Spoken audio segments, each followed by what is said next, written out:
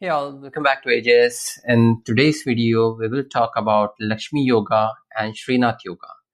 Sorry about the delay in making video because I was quite swamped with the amount of other work that I had, and fortunately today I had some time. So that's primarily the reason there was a delay in making this video. So sorry about that. Coming back to the point, what is Lakshmi Yoga and Srinath Yoga? According to the definition of Lakshmi Yoga prevalent in Vedic astrology, it is said that if in a horoscope the Lord of the Ascendant or Lagna is strong and the Lord of the ninth house is either placed in a sign of exaltation or in its own sign in a Kendra house or Trikona house, then Lakshmi Yoga is formed. Just for the people, I mean, like if you're coming first time on our channel, so Kendra houses are first, fourth, seventh, and 10th, and Trikona houses are first, fifth, and ninth. So, what does Lakshmi Yoga do? If it is confirmed and formed in a horoscope, it can bless the native with money, wealth, prosperity, luxury, name, fame, and many other things. However, like if we just go with the above condition, like you might think like, hey, I do have a Lakshmi Yoga, or many other people, I mean, like a bunch of people you might already see like, hey, these guys already have the yoga. But we are not seeing the kind of effects, like they should be in a good position and should be blessed with all name, fame. But that's not prevalent over here. So what can be some of the reasons that this yoga gives good effects to some and not to others? Let's take a look. So, in actual practice, the fulfillment of this yoga is not sufficient to form efficient Lakshmi Yoga, and we need to consider a bunch of other factors as well. As with the most other positive yogas, the Lord of the ninth house placed in the Kendra or Trikona, as you already have, as I already mentioned, like first, fourth, seventh, 10th, or first, fifth, and ninth. So, in exalted, so if the Lord of the ninth house is in exalted or in his own Rashi, like example, moon in Cancer, right? So which means moon is in its own sign, moon exalted in Taurus.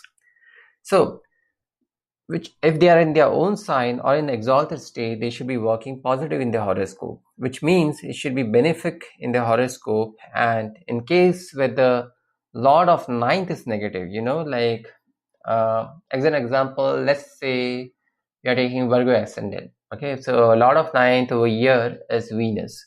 So if Venus is not working good, like Venus is in ascendant itself, which means it's debilitated. Virgo as an ascendant, Venus in ascendant itself, Lord of ninth house. And effective Lakshmi Yoga will not be formed. Reason, or maybe we can take an example of a malefic planet. Say it can be Mars in Cancer, right? So in that scenario, the malefic planets, I mean, like they won't give the good results, So this is because a malefic planet which is placed in the Kendra Trikona will not form a benefic yoga, and on the contrary, it can create some kind of a dosha in the horoscope. But however, if the Lakshmi Yoga is confirmed, other important factors should also be taken into account. So what are these other important factors? It includes the characteristic of the planet, which is the Lord of the ninth, because different planets will bless the native in different ways, like what if you have Leo ascendant, if you're Leo ascendant and your ninth Lord is Mars, right? And versus if you are Gemini ascendant and the ninth Lord is Saturn. In a similar way, I mean, like the effects will vary based on who the Lord is, and accordingly based on that, the timings will vary as well. Example, Lakshmi Yoga formed due to placement of Lord of ninth house placed in the 10th house of a horoscope will give results which are different from ninth Lord when it is placed in the 7th house. Right? So what I'm referring to over here is the results will differ based on where the planet is situated, based on the aspects, and based on who is the lord of the ninth house. So all of these factors taken together need to be considered when determining, like, okay, Lakshmi Yoga is prevalent in the horoscope, and based on that you will be able to see the results as well. Please excuse this extra noise. This is from my dishwasher. It's running now. It's a late night over here, almost like 9:06. So we have a dishwasher on. So please excuse the extra noise. All right. So we did discuss about Lakshmi Yoga. Let's move on to Srinath Yoga. So as per the definition in Vedic astrology, it's said that if in a horoscope, Lord of Seventh is placed in the 10th house. So Lord of 7th house placed in the 10th house, and at the same time Lord of 10th house is placed in the combination with the Lord of a 9th house, then in those situations Srinath Yoga is formed. As in the Lakshmi Yoga, this yoga also blesses the person with money, wealth, prosperity, name, fame, authority, you name it, you have it, status, long age, and couple of other benefit things. Some astrologers, they believe that the Lord of 7th, if it is placed in the 10th house, should be exalted in order to form this yoga. But if we take a look at that, it means like there is only one ascendant when this is possible. And that is Sagittarius ascendant. Because in this case, Lord of 7th is Mercury and it's a Gemini. And it becomes exalted in the 10th house, which is Virgo.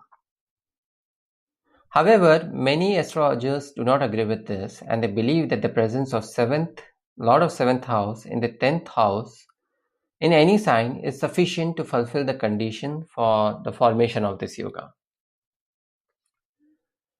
As in the case of Lakshmi Yoga, we discussed that it all depends. I mean, there has to be positive aspects, and the planets involved in the formation of this yoga, which are the Lord of 7th, Lord of 9th, and Lord of 10th, should be benefic, because if one or more than one of these planets are malefic, then you might not see the effect of Srinath Yoga.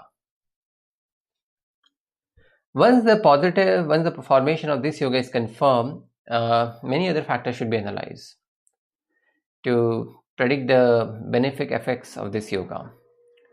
The planets which own the 7th house, 9th house, and 10th house of your horoscope are falls among the important factors that needs to be considered in formation of this yoga. Along with that, it also depends on the strength of the planets. So the strength of the planets, the placement, and like the kind of a malefic or benefic planet, who is the planet, and the aspects as well. So based on all these factors, you might see the difference in the results as well. So guys, that's pretty much the analysis of Lakshmi and Srinath Yoga. So this is a series of different yogas, all the important yogas in Vedic astrology. If you do like this video, please do not forget to like, share, and subscribe. Also, please let other viewers know as well. Just share the link and let the knowledge spread.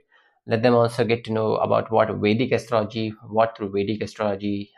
we can predict, and the importance of Vedic astrology, and that's the thing that when I did start this channel, I had it in mind, let's spread whatever knowledge I have. I'm not saying I'm 100% perfect, but whatever I have, let's try to share it with the community.